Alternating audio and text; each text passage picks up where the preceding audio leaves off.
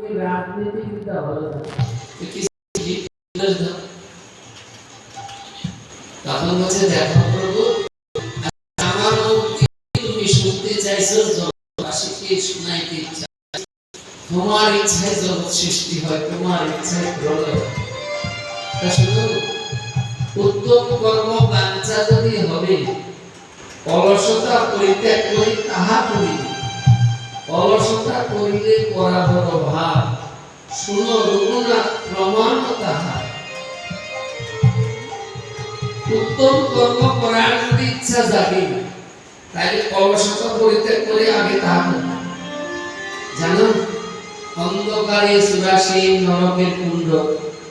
তাতে ডুবায় পাতকের মুন্ড ত্রাহিমাং বলে পাবি ডাকি উচ্চে স্বরে তুলিতে নাহি পারে জমদূত ময় জানো আমি একদিন অন্ধকারে নরকের পাশ দিয়ে যাচ্ছি দেখছি কি পাপীরা তারা বলে ত্রাহিমাং ত্রাহিমাং মানে আমাকে বাঁচাও আমাকে উদ্ধার করো এখন কে বাঁচাবে মা কে উদ্ধার করো তখন আমি মনে মনে ভাবলাম মনুষ্য যেতে পারে স্বর্গলোকে রসিব সেই পথ বিশ্বকর্মা রেখে ঘোরাবো নরককুণ্ড এই আশা আছে মনে আজ করি কাল করে গেল বলতে আমার ইচ্ছা ছিল আর এই মক্তদান থেকে স্বর্গলোকে নিশ্চিত করে কিন্তু সেটা আজকাল করে একবারে গেল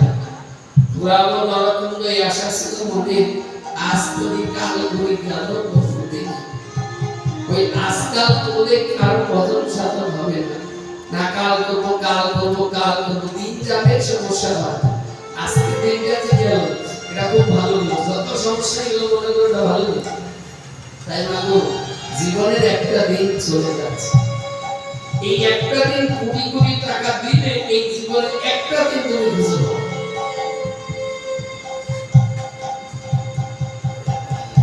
লালা বাবু তাই তিনি কি বলেন ও রাবণ কিন্তু স্বর্গে সিদ্ধি করতে পারে না আরেকটা বলেছেন কি স্বর্গমত পাতাল আমার করতাল সিঞ্চিব আমি সমুদ্রের জল স্বর্গমত পাতাল আমার হাতের মুঠোর মধ্যে আমি এই সমুদ্রের জল শেষে আমার নাম থাকবে তাইলে কি ক্ষীর সাগর তাই বলেন স্বর্গমত পাতাল আমার করতাল সিঞ্চিব আমি সমুদ্রের জল আমি এই সাগর শেষে ক্ষীরদ সাগর বলিব এখানে আজ করি কাল করি এটাও গেল বলতে এটাও আমার গেল তখন রামচন্দ্র বলল আচ্ছা খারাপ কর্ম করতে গিয়ে এই তো ভালো কর্ম ইচ্ছা করেছ কোনদিন খারাপ কর্ম কিছু ইচ্ছা করেছে হ্যাঁ বুঝিনি তো আমার এই দশা তার মানে বলে যখন সুপ্রলক্ষা আমাকে বলল দাদা বলেন দুটো মেয়ে একটা মেয়ে দুটো ছেলে বসছে আমি পাশ দিয়ে যাচ্ছি নাকটা কেটে দিয়েছি আমার মনে নাকটা তার সাহস একবার ভাবিলাম মনেতে আজ নয় কাল নয় আনিব বস্তাতে বিচার করিয়া দেখিলাম বেডে হেলায় রাখিলে কিন্তু আনা না হবে না না আমি দুটো কাজ করতে গিয়ে কাজটা হলো না এটা এখনই বলবো অতএব শীঘ্রগতি আনিও সেটি সর্বনাশ হওয়ার শক্তির জন্য এই শিক্ষার জন্য আজকে অবস্থা না আমি এটা শুনবো না এখনই আনি আর 1 লক্ষ পুত্র ছিল 16 লক্ষ নাতি আপনি মরিলাম লঙ্কার অধিপতি 1 লক্ষ পুত্র 16 লক্ষ নাতি ছিল ওই শিক্ষাকে নিয়ে একবার সব আমি সব গেল আমি চলে যাচ্ছি তোমার খারাপটা আমরা তাড়াতাড়ি করব খারাপটা আমরা তাড়াতাড়ি গ্রহণ করব ভালোটা এখন না পরে গুরুদেব যদি 10টা বলে আমার সুবিধা যেটা সেটা নেব আর বলবো না যাতে আমার ইন্দ্রিয়ের সুবিধা আত্মপ্রীতির জন্য যা কিছু করা হয় তারে বলে কাম কৃষ্ণ প্রীতির উদ্দেশ্যে যা কিছু করে ধরে নাম প্রেম যিনি কৃষ্ণ সেবায় ভক্ত যিনি ভক্ত সেবায় ভক্ত মহাপ্রভু একটা কথা বলে তাইলে এখানে প্রশ্ন আসতে পারে কৃষ্ণের নাম করবো কৃষ্ণের সেবা করবো আবার বলছে ভারত ভূমিতে জন্ম হয়ে আছে যা জনম সার্থক করো পরোপকার এই ভাগবতীতে যা জন্ম হয়েছে নিজের জন্য সার্থক করো, পরের কাজ। ইসকন মন্দিরে মহারাজ প্রভুরা যারা আছে এনারা প্রচার কার্যে ব্যস্ত, এই মহাপ্রভুর কথাটা পালন করছে, সেবা পূজার মধ্যেই করাচ্ছে বেশিরভাগ। কিন্তু প্রচার কাজে কেন ওই নাম আমি যতটা করবো আমি তো করবো, আর সেবা পূজা তো করাটা একান্ত করবো,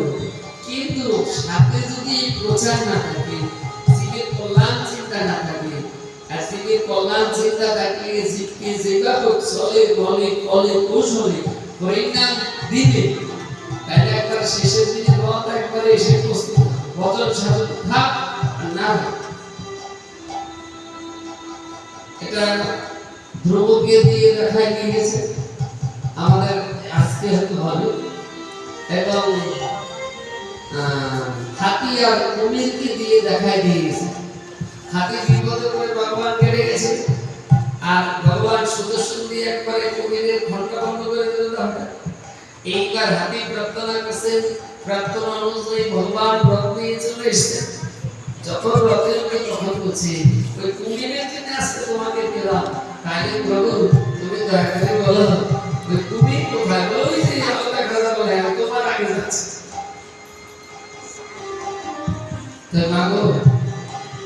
আমরা তিনটা জায়গায় ভুগছি, আধ্যাত্মিক, আদিভৌতিক, আদিদেব। আমার মতো বলি হলো যে কেউ মুখে হাত দিয়ে বলতে পারবে না আমি ভালো আছি, একমাত্র ভালো আছে যারা হরির নামে ভক্ত। তাই এখানে বলেন সংসার অমলে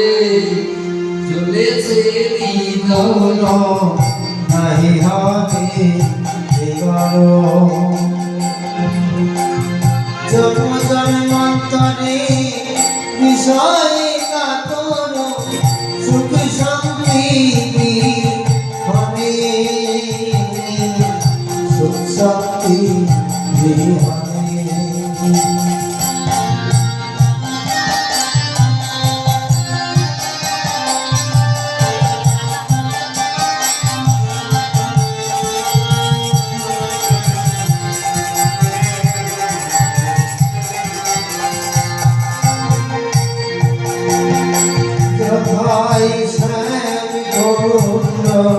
রাধা কুণ্ড আর গিরি